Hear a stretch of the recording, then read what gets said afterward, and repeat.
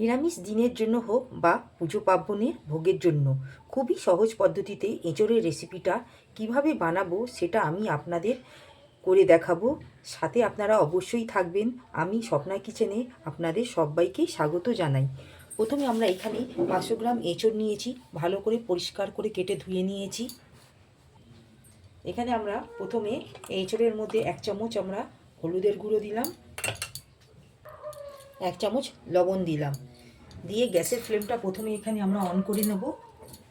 আর এখানে জলটা দিয়ে দিলাম, দিয়ে আমরা এঁচড়গুলোকে খুব ভালোভাবে প্রথমে আমরা নুন হলুদ দিয়ে সেদ্ধ করে নেব। যতক্ষণ আমাদের এঁচড়টা সেদ্ধ হচ্ছে আমরা এখানে একটা মশলা তৈরি করে নিয়েছি বা করে নেব। এখানে আমরা নিয়েছি 4টে লবঙ্গ, 4টি এলাচ, একটা ডালচিনি, 1 চা চামচ গোটা জিরে আর 1 চা চামচ মৌরি। এখানে আমরা মিক্সিং জারের মধ্যে নিয়েছি আদা আর কাঁচা লঙ্কা। এই আদা কাঁচা লঙ্কার সাথে আমরা এখানে সমস্ত উপকরণগুলো দিয়ে ভালো করে আমরা একটা স্মুথ পেস্ট তৈরি করে নেব। এখানে আমরা গ্যাসের ওভেনে কড়াটা বসিয়ে দিলাম। কড়াটা গরম হয়ে গেলে আমরা তেলটা দিয়ে এখানে কেটে রাখা আলুগুলো ভালো করে পরিষ্কার করে ধুয়ে নিয়েছি, সেগুলো আমরা ঠিক হালকা লাল করে আমরা ভেজে নেব।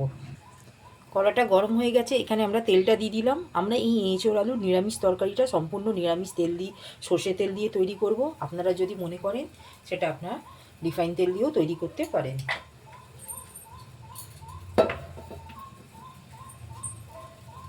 তেলটা এখানে আমাদের গরম হয়ে গেছে, এবার আমরা এক এক করে আলুগুলো ঠিক ছেড়ে দেবো তেলের মধ্যে।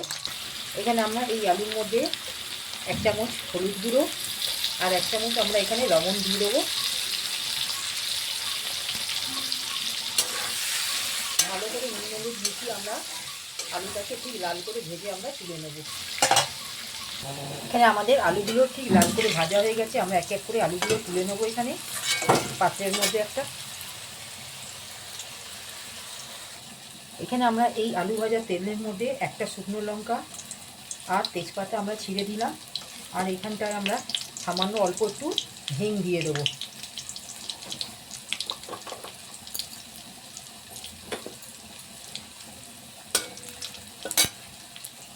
ফোড়নটা এখানে আমাদের ঠিক পুড়ে গেছে। ঠিক এই স্টেজে আমরা এখানে বেটে রাখা মশলাটা যেটা নিয়েছি সেটা আমরা দিয়ে দিলাম। আমরা ঠিক এখানে কাশ্মীরি লঙ্কার গুঁড়ো দিয়ে দেবো 1 চামচের মতো, আর হলুদ গুঁড়ো দেবো 1 চামচের মতো। হলুদ গুঁড়ো দিয়ে দিলাম, দিয়ে আমরা এখানে মশলাটাকে ঠিক 1 থেকে 2 মিনিটের মতন ভালো করে কষিয়ে নেব, যাতে মশলার মধ্যে কোনো রকম কাঁচা গন্ধটা না থাকে। এখানে আমরা বড় সাইজের 2টো টমেটো নিয়েছি, সেটাকে আমরা পেস্ট করে দিয়ে এই মশলার মধ্যে দিয়ে দেব।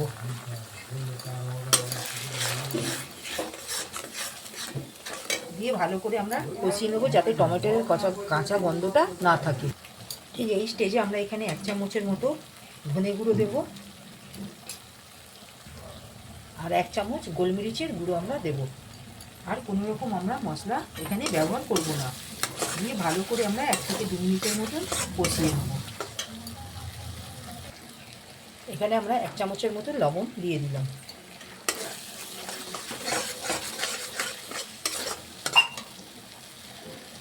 এখানে আমরা 2 চামচের মতন টক দই নিয়েছি, টক দইটা দিয়ে দেবো।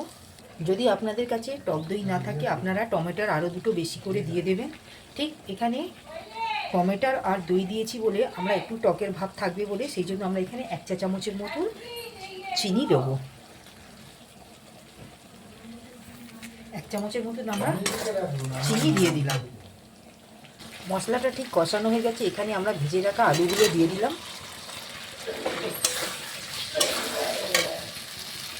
এখানে আমরা সেদ্ধ করে রাখা এঁচড়গুলো সেগুলো আমরা এবার দিয়ে দেবো।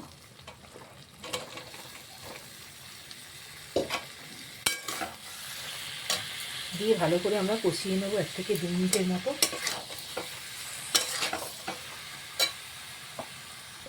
ঠিক এঁচড় আলু দিয়ে আমাদের ঠিক কষানো হয়ে গেছে। ঠিক এই স্টেজে আমরা এখানে জলটা দিয়ে দিলাম।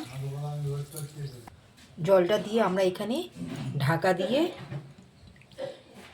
ভালো করে আমরা এঁচড় আলুগুলো সেদ্ধ করে নেব এঁচড়ের সাথে। এখানে আমরা ঢাকাটা খুলে একবার দেখে নেব।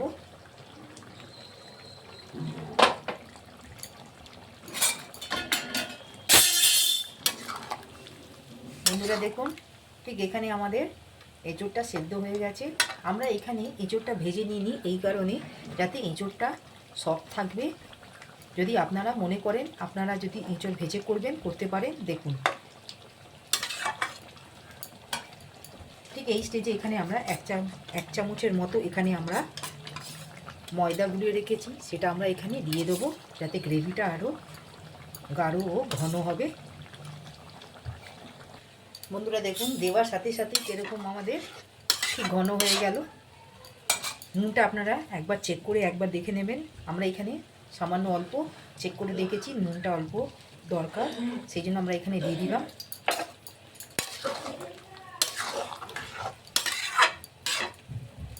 দিয়ে গ্যাসের ফ্লেমটা আমরা এখানে অফ করে দেব। ঠিক এই স্টেজে এখানে আমরা 1 চামচের মতন ঘি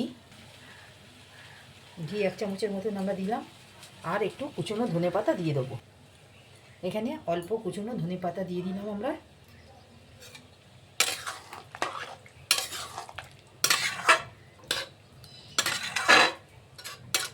বন্ধুরা দেখুন আমাদের এখানে সম্পূর্ণ তৈরি হয়ে গেল এঁচোড়ের নিরামিষ তরকারি। যদি আমাদের এই রেসিপিটি যদি আপনাদের ভালো লাগে আপনারা আমার চ্যানেলে লাইক সাবস্ক্রাইব শেয়ার করবেন। প্লিজ পাশে থাকবেন, কমেন্টে জানাবেন। আজকের মতন আমরা এখানেই ভিডিওটি সমাপ্ত করলাম। নেক্সট ভিডিওতে নতুন রেসিপি নিয়ে আসবো। ধন্যবাদ।